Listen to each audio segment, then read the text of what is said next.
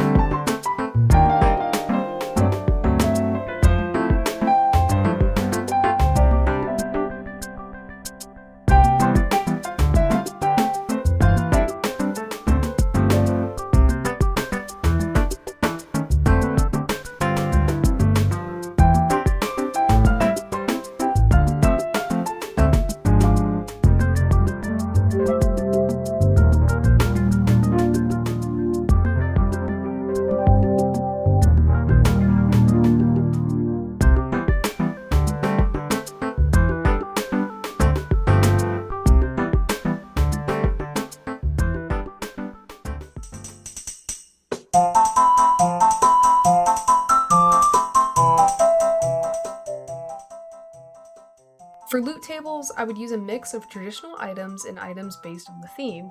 Flowers and wood, in this case, would be for the foresty theme. The bricks and brick blocks would be obviously due to the structure. Iron tools and armor and shears would appear in the chest as well as generic food items such as apples or bread.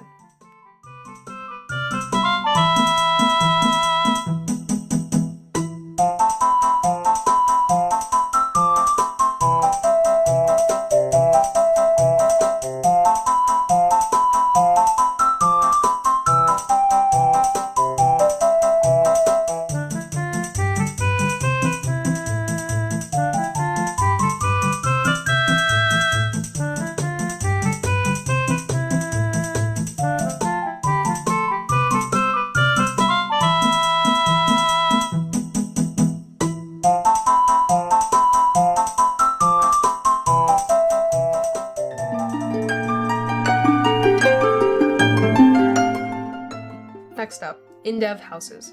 According to the fan wiki, Minecraft's Indev houses were added in a lost version of Minecraft that was released on January 24, 2010. The original building was a 7x7x4 house made of mossy cobblestone.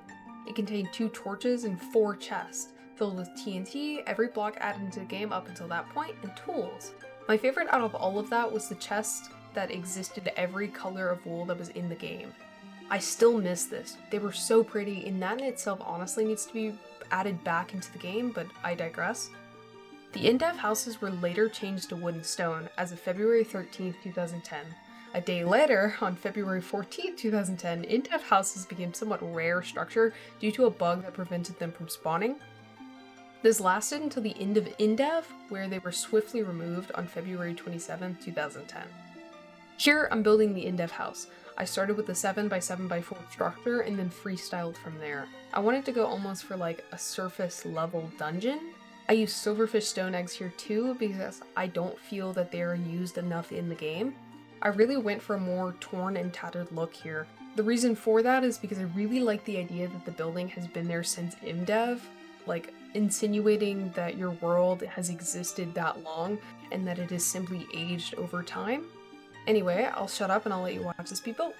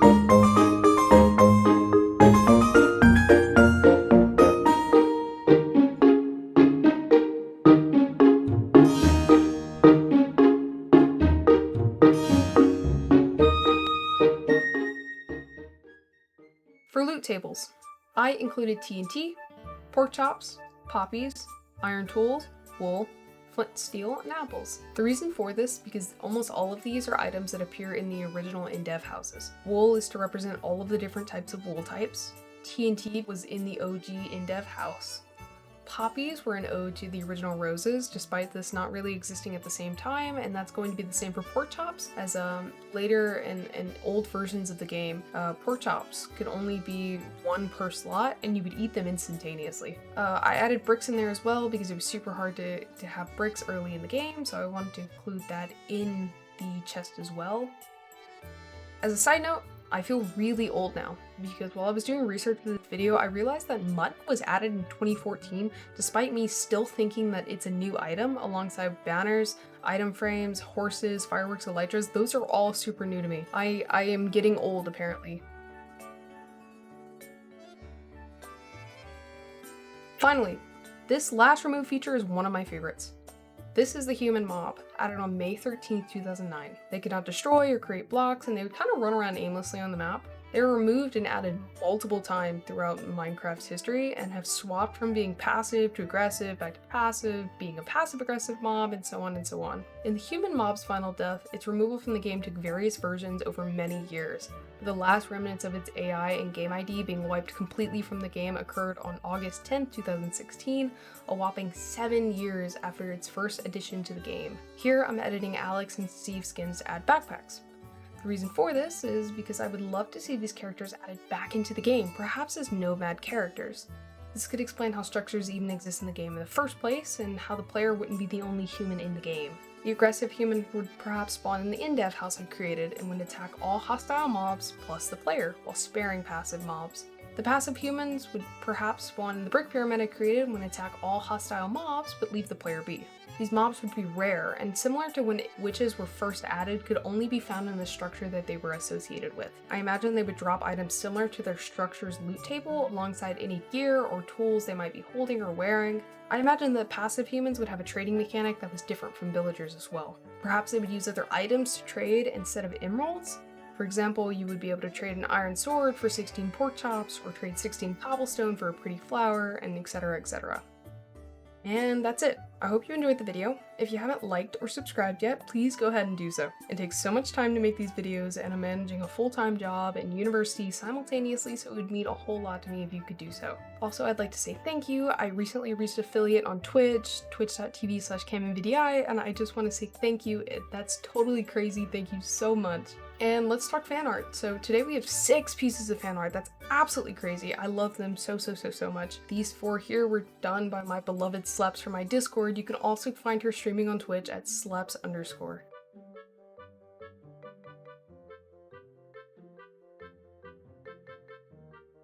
These 2 pieces were done by Phantom/Mirror from my Discord.